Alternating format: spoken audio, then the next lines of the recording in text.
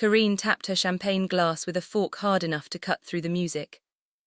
The room quieted instantly. I sat in the center of the baby shower, surrounded by pastel gift bags and half-melted candles, one hand resting on my stomach, while 30 people turned toward my sister, expecting some sweet speech. Karine smiled at me. Not warmly. The kind of smile people wear right before they humiliate someone. Some Barbies are blessings, she said, lifting her glass, and some are warnings. A few guests laughed nervously. I felt my chest tighten. Then Karine pointed directly at my stomach. That baby should have never been born. Before we continue, please hit the like button, subscribe to the channel and turn on the notification bell for updates. The room went dead silent. Someone near the dessert table whispered, "Jesus."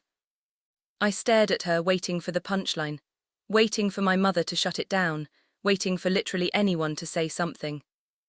Instead, my mother Lenora calmly took a sip of wine and looked straight at me. "She's not wrong." The words hit harder than the toast itself. Across the room, my father lowered his eyes with the faintest smile tugging at his mouth, like this was all uncomfortable but unavoidable. Nobody defended me. Not one person. Some guests suddenly became fascinated with their drinks, others pretended to check their phones. A couple near the gifts quietly stepped backward toward the door. I could actually hear my own heartbeat. And the worst part, this didn't feel new. It felt familiar. Like every family dinner where Karine talked over me. Like the time my mother called me difficult since birth, because I cried after a miscarriage scare 3 years earlier. Like every holiday photo where I somehow ended up standing at the edge instead of the center. I looked around the room and realized something horrifying. Several people weren't shocked. They were uncomfortable but not surprised. One of my friends leaned close and whispered, "Esther, what are they talking about?" I opened my mouth but no answer came out. Because suddenly I wasn't sure. Then a chair scraped violently across the hardwood floor. Everyone jumped. My husband Matteo stood up so fast his chair nearly tipped over behind him. His face had gone pale with anger. He looked directly at my parents. "Tell them the real reason." The room froze again. Karine's smirk vanished for the first time all night. And that's when I realized Matteo knew something I didn't. Matteo stayed standing while the entire room watched him. Karine recovered first. She let out a short laugh and crossed her arms. "You don't know this family well enough to speak on things you don't understand." "I understand enough," Matteo said. My mother set her wineglass down carefully. "Sit down before you embarrass your wife further." Further. The word landed like a slap. I pushed myself up slowly from the decorated chair, near the gift table and grabbed Matteo's wrist before the situation exploded even more. "Kitchen," I whispered. He hesitated, glaring at my family, then followed me through the swinging door behind the catering table. The second we were alone, I turned on him. "What was that?" I demanded. "What real reason?" Matteo lowered his voice. "A few days ago I overheard Karine and your mother arguing." "About what?" They kept saying they had to keep the story straight. My stomach tightened. I immediately thought of the pregnancy. We'd gotten married quickly after finding out I was pregnant. My mother had complained non-stop about appearances and timing. "So this is because I got pregnant before the wedding?" I asked quietly. Matteo shook his head immediately. "No, Esther, this goes way deeper than that." The way he said it made my skin crawl.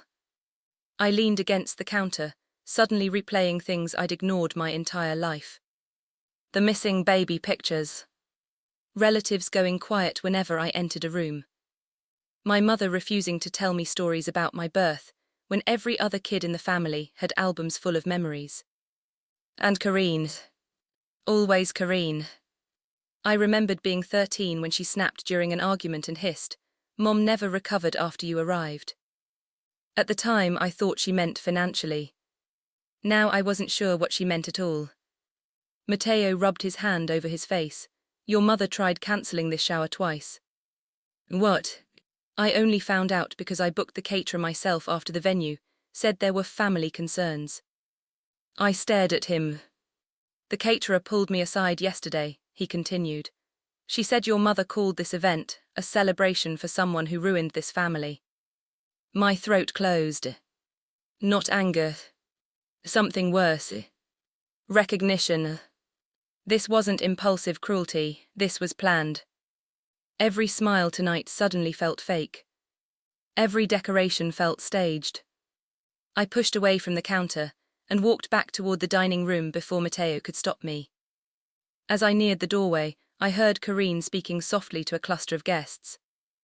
You can't build happiness on something rotten, she said. I stepped into the room. What exactly did I ruin? Conversation stopped instantly. Corinne looked toward our mother before answering. Lenora met my eyes with terrifying calm. Your existence, and for the first time in my life. I realized she meant it literally. Nobody moved after my mother said it. The room felt airless. Near the doorway, 2 guests quietly grabbed their purses like they wanted to leave without being noticed. Someone else muttered, "This is getting out of hand." But I was done pretending this was normal. I walked directly to the front door and pushed it shut before anyone could slip out. No, I said, turning back toward the room. Nobody leaves until someone explains what the hell is happening. Corinne scoffed, you really want to do this publicly? You already did. That wiped the smile off her face. For a second, nobody spoke.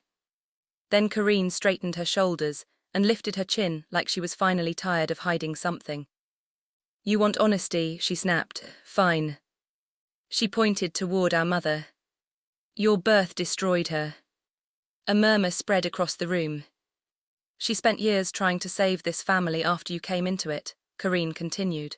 You nearly ended their marriage before you could even walk. I looked at my father. He finally spoke for the first time in minutes. Corinne, enough. But he didn't deny it. That scared me more than anything. Corinne saw it too. And she pushed harder. Mom didn't even want to keep you, she said coldly. She wanted you adopted out before anyone knew. The room erupted in shocked whispers. I physically staggered backward. What? My Aunt Teresa covered her mouth. Beside her, another relative whispered under her breath, she doesn't know. I turned slowly toward them. The realization hit me in waves. People knew. Not everything maybe, but enough. Enough to look uncomfortable every holiday. Enough to pity me behind my back. Enough to sit through tonight without surprise. I looked at my mother again. Why, I asked. Lenora's expression never softened. Every time I looked at you, she said quietly, I remembered what he did. My brain scrambled for meaning. I thought she meant my teenage years, my mistakes, my pregnancy. But Matteo suddenly stepped forward, staring directly at my father. No, he said firmly, tell her the whole truth. The room fell silent again. I looked between them, confused. What truth? My father looked sick. Corinne, for the first time all night, actually panicked. Don't, she snapped. My mother's face changed too, not angry anymore. Terrified. Matteo didn't back down. Tell her who her real mother is. I felt the floor tilt underneath me. My father finally looked at me. His voice barely came out above a whisper. Because Lenora didn't give birth to you. The entire room exploded into noise. People started talking over each other all at once. What? You never told her. Oh my God. I couldn't hear any of it clearly. I just stared at my father while my heartbeat pounded in my ears. What does that mean? I asked. What are you talking about? My father looked 20 years older than he had an hour earlier. He sank into a chair slowly, rubbing both hands over his face before finally speaking. Before you were born, I had an affair. Lenora shut her eyes. The silence around her was colder than anger. My father swallowed hard, with Lenora's closest friend.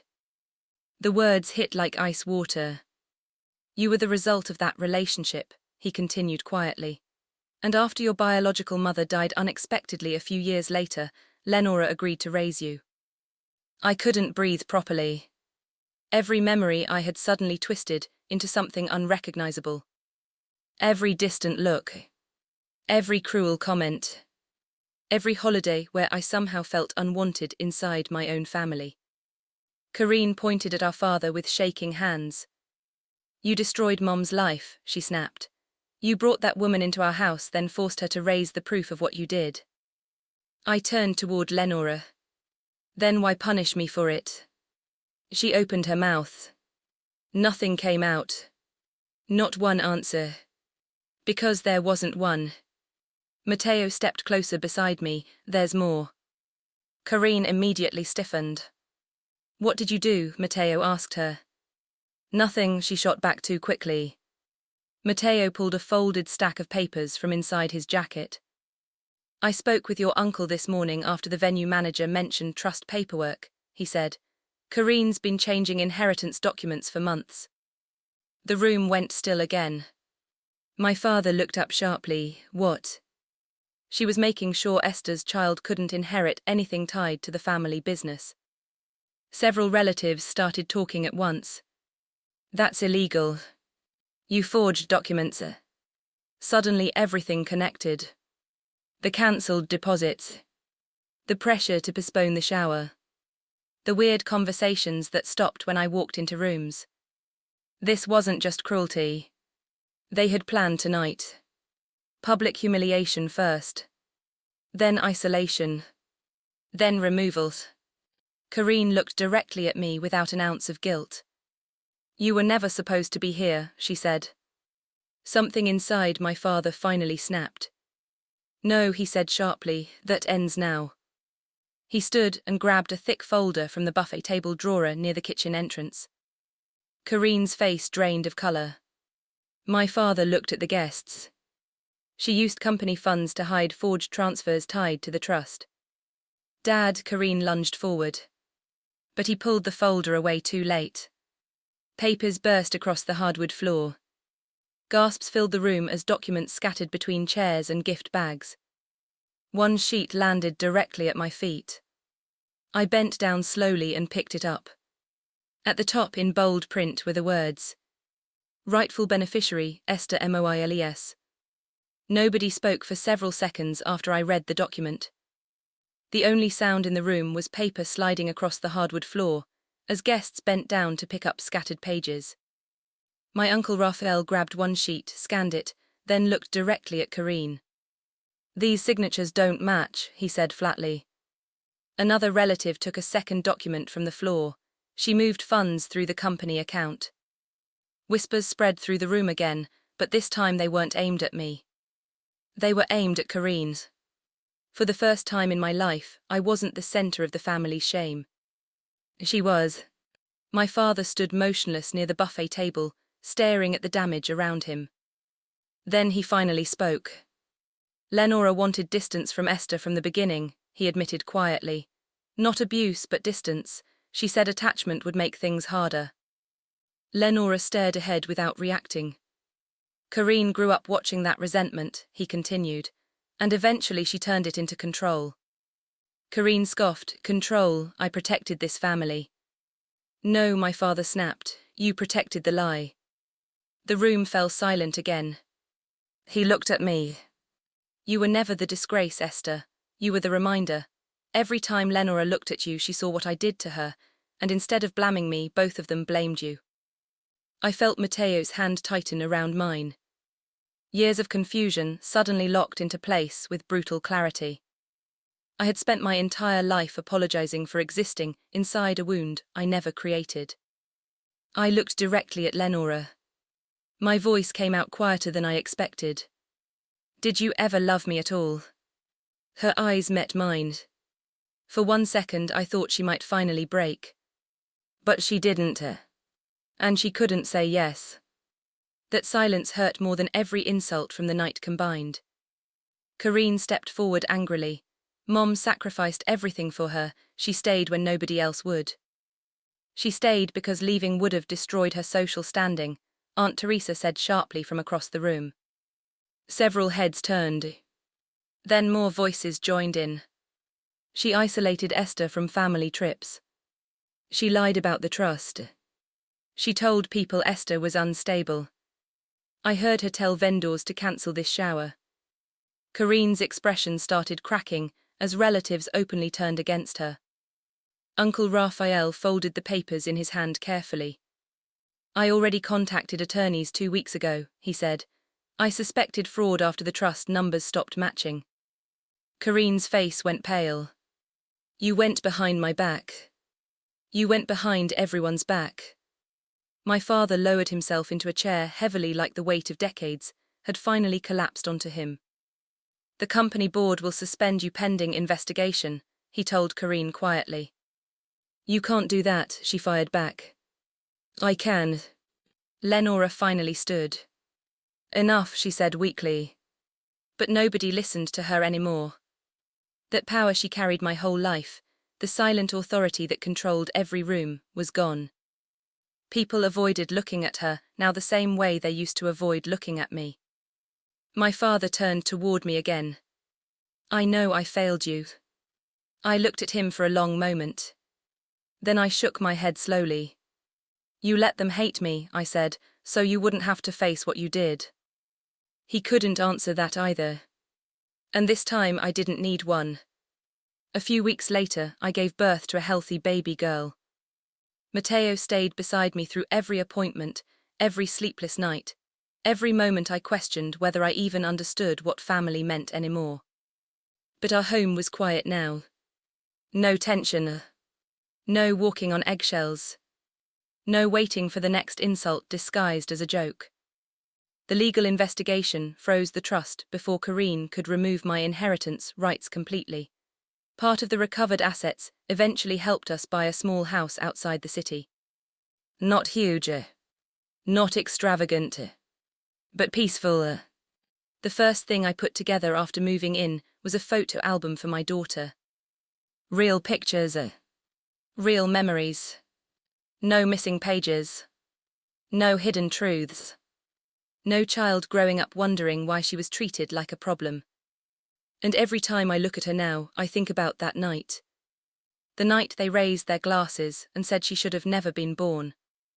Because in the end, the child they said should have never been born became the reason the truth finally came out.